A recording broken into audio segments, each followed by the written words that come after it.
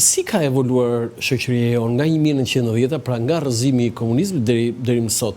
Mund të kemi një prototip ose një fenomen që ne mund të identifikojmë këtë shoqëri në këtë periudhë? A ka e para. Pyetja e parë është a ka evoluar, a ka patur të tilla ndryshime rrënjësore që mund të flasim sot për një shoqëri kaq ndryshe të këtyre viteve që janë shumë thelbësore në numra, nuk janë të pakta, nuk flasim për një dekadë, po flasim për 2, për 3, e për brezat të cilët tashmë po i quajmë alfa, nga një brez i prindërve të mi, brezi që jam unë edhe Ti je Z? Unë jam M, millennial.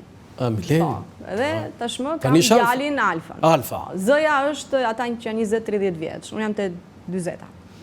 Dhe ne mbartim problematikat nga njëri brez në tjetrin. Dhe më shumë se sa po kërkojmë zgjidhje, unë them që mbartim dhe shtojmë këto problematika dhe na duket sikur brezi im, na duhet i zgjidhim. Dhe ne jemi sikur në atë kufirin përfundimtar që duhet i zgjidhim, sepse po se bëm ne, do të trashëgojmë shumë çka. Problemet e komunizmit, problemet e kalimit të diktaturës, tranzicionin, dhe duket sikur ne jemi ata shpëtimtarë. Dhe nëse nuk e bëjmë ne, nuk e bën dot breziri, i cili duket po këtë mund ta thuash ti si sociologe, po ai personi i tij se s'ka lidhje me sociologjinë, ai thotë se për këto gjëra mendon ai.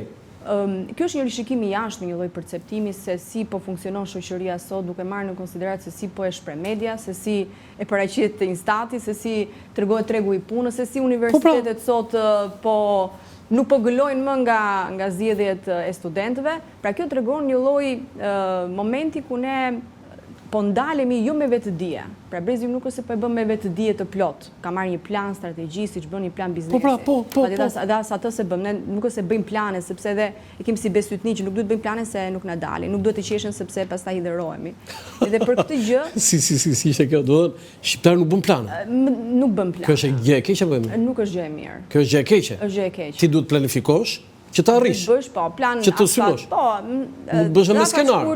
Mesëm, duhet të bësh një lloj plani ose të paktën skenar disa pika të cilat duhet i kesh në kohë. Ti kudo që shkon përgatitesh në intervistë pune, përgatitesh. Shqiptari thotë kismet thotë. Kismet, do të vinë të mirat vet. Dhe këtë ndoshta kemi trashëguar edhe nga familjet tona që ja lidhim nga komunizmi, sepse duke qenë se na i umbushej mendja, se duke sikur edhe un kam jetuar pak, por ja na i umbushej mendja. Ti ke njohur komunizmin, se ti sa i bie, sa vjeç ke qenë? Në 86-ën kur kam lindur unë, sa kishte ikur ai, më thënë Ramizi ka qenë shumë i zbutur, kështu që po quajmë që nuk. Po jo ti s'e ke njohur fare, Marsi. S'ke lidhje fare me atë. Por ka lënë ama gjurmë te prindët e mi, te shoqëria. Atëre, 46 vjet në komunizëm dhe 36 vjet në ta quaj tranzicion akoma? Tranzicion akoma. Se nuk e kemi kaluar tranzicion? Po kur kemi një ditë ne që themi mbaroi. Prandaj po them që e kemi ne në shpatull brezi im që ta kaloj këtë tranzicion. Jo, antar të NATO-s, unë besoj aty është kapërcimi i tranzicionit, se kur je antar i NATO-s tani, si mund të themi tranzicioni antar të NATO-s, s'shkon. Të hapen kapitujt. Këto ndoshta janë Jo, antar të NATO-s, jo të BE-s, jo. Mirë, kuptoj që ato antar të NATO-s 2007-ën, do të thënë, do të ishte ai hapi i parë. Ai, jo, aty është mbyllja e tranzicionit. Kemi shkëlqyer në statistika gjithmonë. Ndoshta këto i kemi bërë të mundura të tilla që t'ia mbushim mendjen edhe të huajve që kemi arritur maksimalen, më tepër se sa mundet të bëjë një popull si jon kaq i vogël, por që nuk jemi aty. Prandaj thashë mungojnë këto studime të cilat ne bëjmë. Në Angli për shembull bën studime për çdo gjë. Bën studime për shembull se si trupi njeriu të mundet të jetë më i shëndetshëm ose jo nëse pi ujë të gazuar, po flasin gjë më banale, më thënë bëhen studime për gjërat më minimaliste, saqë kur mendoj për vendin tonë që nuk bën studime të cilat duhet të jenë mëdha, që janë fort të rëndësishme për të ardhmen, më vjen keq që kemi kaq pak. Atëherë 46 vjet komunizëm, çfarë na bën dhe 36 vjet në, po themi, liri, se s'mund të themi demokracie, por liri kështu rrumpau. Ka teori të ndryshme. Shkencat sociale më kanë pëlqyer, duke qenë se nuk e kanë pëlqyer shumë ndoshta shkencat eksakte, mund të kishte më. S'ke qenë mirë matematik. Jo, sepse prirjet e mia kanë qenë më shumë këtu. Po s'ke qenë mirë matematikë dhe fizikë. Nuk kam qenë aq mirë, por prapë më është dashur, sepse kur flasim për statistika më është dashur. Por në fillin e ides ka teori që thuhen se aq kohë sa ty të është bërë dëmi, aq kohë ndoshta duhet të rikuperuar. Por kjo prapë është një lloj teorie që në këtë rast për mua nuk vlen. Nuk vlen. Ne nuk jemi një grusht njerëzish, që paktën as nuk kanë investuar, nuk kanë qëndruar në Shqipëri që të ishte mundur ky investim të bësh në shkallë hapasapi.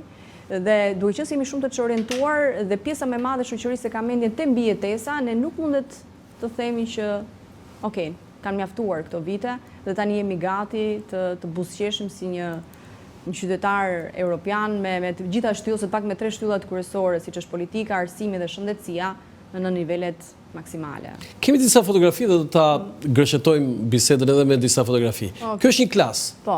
Tani ti e para njerë ti merresh më shumë me fëmijët në çështjet sociale. Pse? Ka ndonjë arsye të veçantë?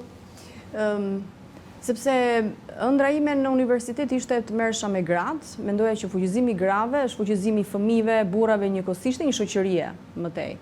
Dhe u mora një pjesë të madhe të viteve pas universitetit me gratë, me organizata në lidhje me gratë, por pastaj kuptova që është më lehtë dhe punon më mirë me fëmijët, me këtë brumë ende që mund ta përgatisësh, sepse ndikon më shumë thuat në shoqëri? Ndikohesh më shumë, ose puna më e mirë mund të bëhet tek fëmijët. Aty ka më shumë shpresë, aty ka më shumë mundësi që ti të ndërfutesh.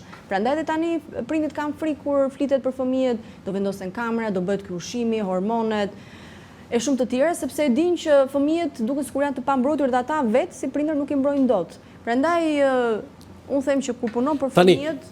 Kjo është një klasë dhe prototipat janë fëmia që ka babain e emigrim, fëmia që është i neglizhuar, fëmia me disleksi, fëmia që ka babain alkolist, fëmia që ka vështirësinë të nxënë, fëmia që ka një prind në burg, fëmia që abuzohet në familje, fëmia me prindër në prag divorci, fëmia që tallet dhe bullizohet.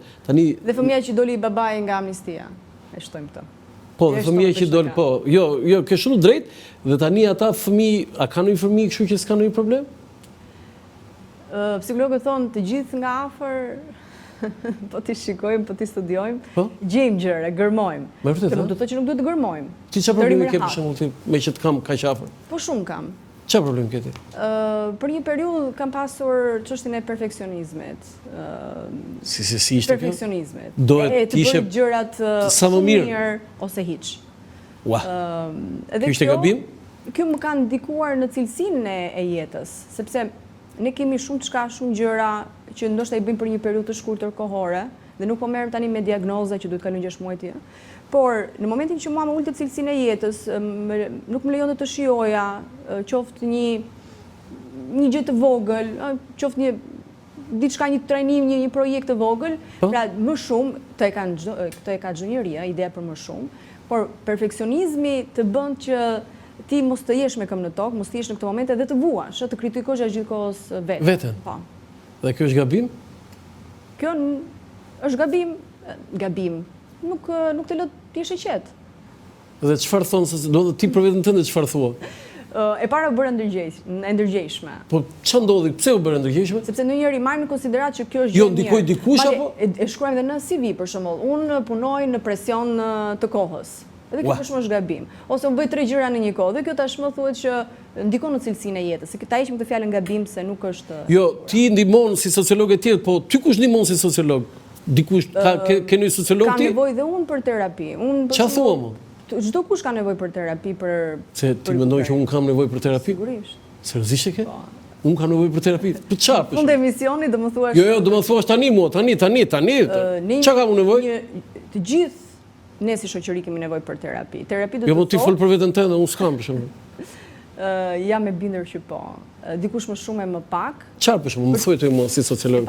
Janë fazat e jetës që ne kalojmë. Për shembull, në afrim të 40-tave, për mua ishte paksa e frikshme. Më dukeshe një periudhë e cila është mosha më e bukur mua. Po, tani e them unë që e kapa.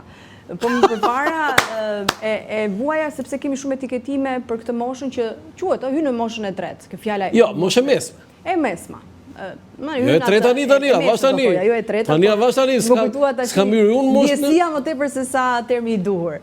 Dhe duke qenë se ecim me etiketime, ne nuk kemi imun as ndaj problemeve, as ndaj konflikteve, as kush, as një psikolog më i dalluar se shoqëri shqiptare ato dhe ti. Pra ne ndikohemi dhe kemi shumë etiketime apo dhe stereotipe